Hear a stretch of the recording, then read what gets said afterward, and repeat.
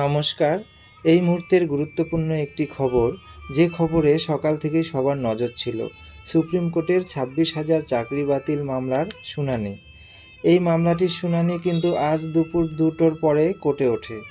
বিচারপতি এই বিষয়টাকে একটু বিস্তারিতভাবে শুনানি করতে চেয়েছিলেন, যেহেতু মামলাটি সেকেন্ড হাফে উঠেছিল বলে সময় খুব কম ছিল।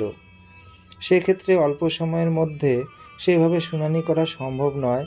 তাই বিচারপতি এই মামলাটি শুনানির জন্য আগামীকালের জন্য আবার রেখে দিলেন। কালকে প্রথমে একটি মামলার হিয়ারিং হওয়ার পরেই এই 26,000 চাকরি বাতিল মামলাটি উঠবে।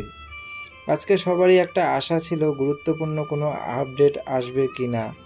বাতিল হওয়া বা স্টে পড়া এরকম কোনো কিছুই কিন্তু আজকে হলো না। এর জন্য আমাদের আবার কালকের জন্য অপেক্ষা করতে হবে। তো এখনকার জন্য এইটুকুই আপডেট। তোমরা যারা এখনও সাবস্ক্রাইব করোনি, প্লিজ আমার চ্যানেলটি সাবস্ক্রাইব করে দিও।